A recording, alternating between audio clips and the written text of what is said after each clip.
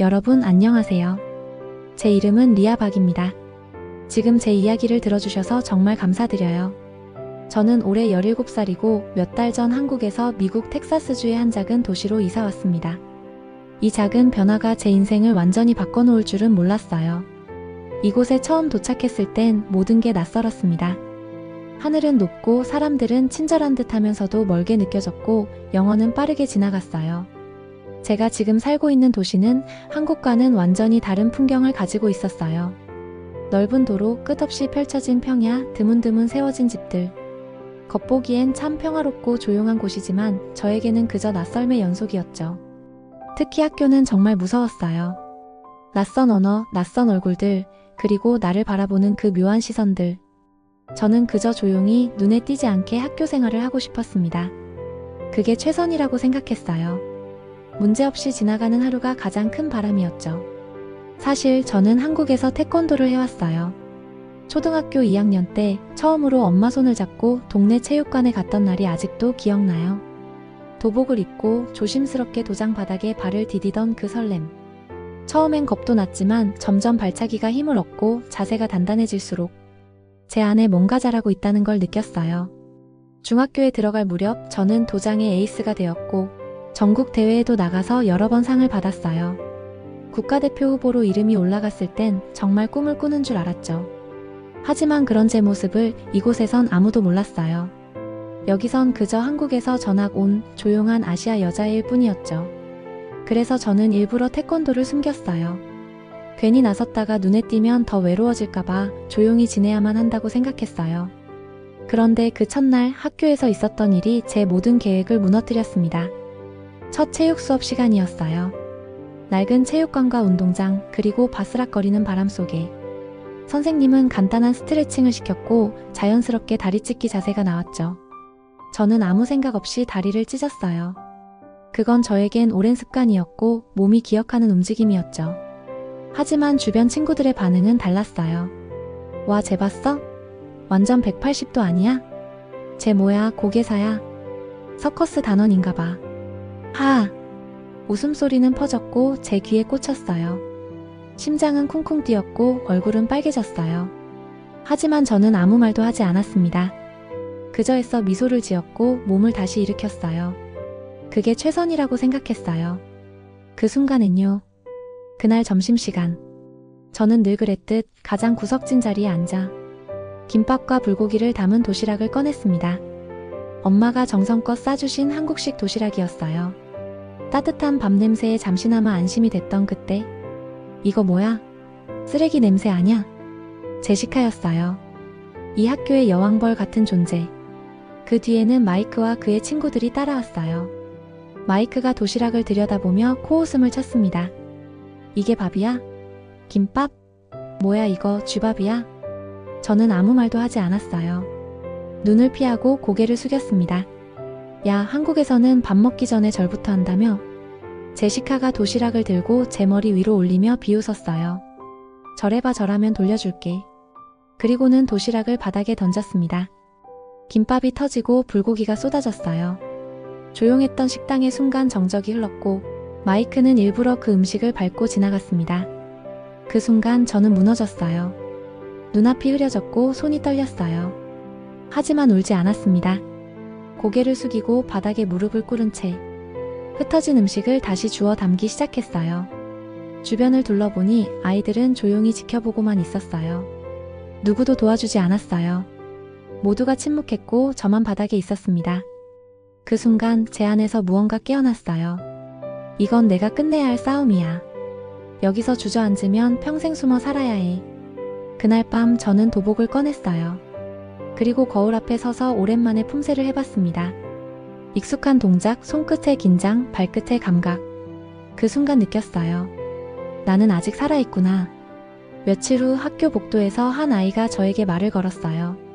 소피아였어요. 작은 체구의 말수가 적은 아이였지만 진심이 느껴졌어요. 리아, 너 혹시 태권도 선수였어? 그녀는 수줍게 말했어요. 인터넷에서 너 이름 검색해봤어. 영상도 봤는데 정말 멋졌어. 그 순간 저는 숨이 멎는 줄 알았어요. 내 과거가, 나의 모든 노력이 이곳에서도 드러났다는 사실이 두려웠지만 소피아의 눈빛은 따뜻했어요. 나 그냥 조용히 지내고 싶었어. 제가 말했어요. 괜히 튀면 안 좋을까봐. 소피아는 조용히 웃으며 말했어요. 그럴 필요 없어. 너는 너답게 살면 돼. 그 말이 큰 힘이 되었어요. 그날 이후 저는 방과 후마다 체육관에 가서 수련을 다시 시작했어요. 홀로 매트 위에 서서 수천 번 반복했던 품새를 연습했고 숨을 가다듬으며 발차기를 정교하게 가다듬었어요. 그리고 얼마 후 학교에 체육대회 공지가 붙었습니다. 저는 망설이다가 결심했어요. 이번엔 나를 보여주자. 체육대회 날 저는 운동장 한가운데에 섰습니다.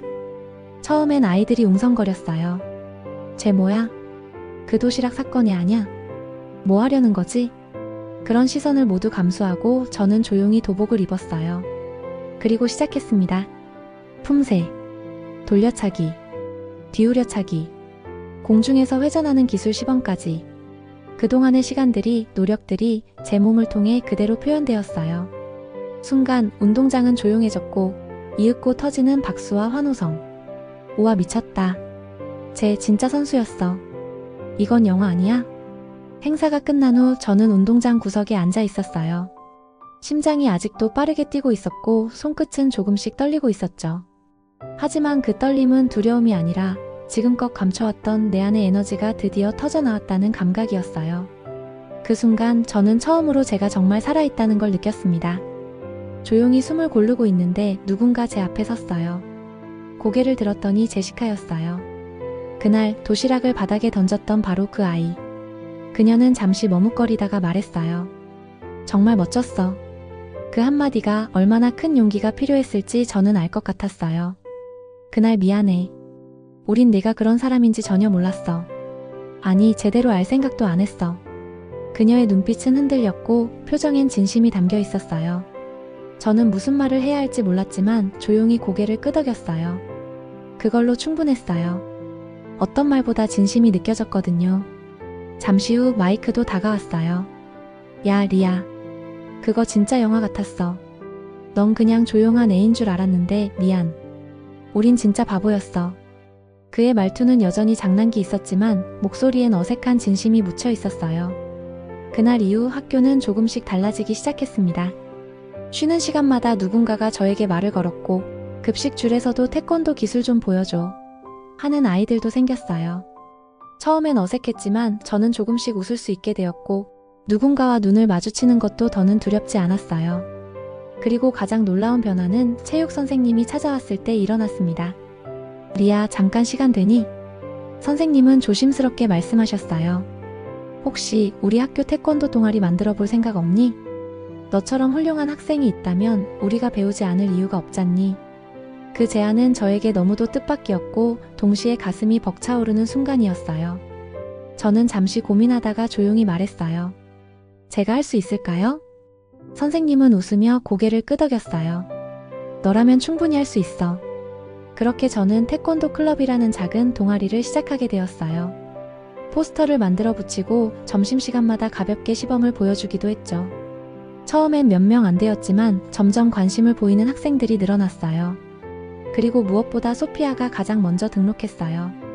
내가 제일 먼저 가입한 거 알지? 소피아는 윙크하며 말했어요. 앞으로는 내가 너 응원할게. 언제든 어디서든. 이제 저는 매주 방과 후에 도장에서 연습하고 학교 클럽에서는 아이들에게 기본 자세를 알려줍니다. 누군가는 여전히 왜 그렇게까지 열심히 해? 라고 묻지만 저는 웃으며 말해요. 태권도는 나 자신을 믿게 해주거든. 그리고 어느 날 뜻밖의 일이 있었어요. 학교 신문부에서 저를 인터뷰하러 왔어요. 기자는 수줍게 말했어요. 리아, 내 이야기를 학교 뉴스에 실어도 될까? 많은 아이들이 널 보고 용기를 얻고 있어. 그걸 좀 더 많은 사람들과 나누고 싶어. 그 말에 저는 한참을 망설였어요. 제 이야기를 글로 남긴다는 건 이제 정말 숨을 수 없다는 뜻이었거든요. 하지만 동시에 저는 생각했어요. 혹시 나처럼 어딘가에서 혼자 울고 있는 아이가 있다면 내 이야기가 그 아이에게 작은 빛이 될 수도 있지 않을까? 그래서 저는 인터뷰를 허락했고 그 기사엔 이런 문장이 적혔어요. 태권도는 단순한 무술이 아니라 나 자신을 잊지 않게 해주는 힘이었습니다. 조용히 견디는 것만이 답은 아니었어요. 나는 이제 더 이상 숨지 않기로 했습니다. 그 기사가 나간 후 놀라운 일이 벌어졌습니다. 타 학교에서 연락이 왔어요. 우리 학교에도 와서 시범을 보여줄 수 있나요? 학생들에게 태권도 정신을 가르쳐 줄 수 있다면 좋겠어요. 이런 요청이 이어졌고 저는 학교 대표로 작은 행사에 참여하기도 했습니다. 어느 날 도장에서 수련을 마치고 돌아가는 길에 엄마가 조용히 말했어요. 리아야, 요즘 너 웃는 게 참 많이 보여서 엄마 마음이 참 따뜻해. 그 말에 저는 잠시 말을 잇지 못했어요. 고마워, 엄마. 나 이제 나답게 살고 싶어.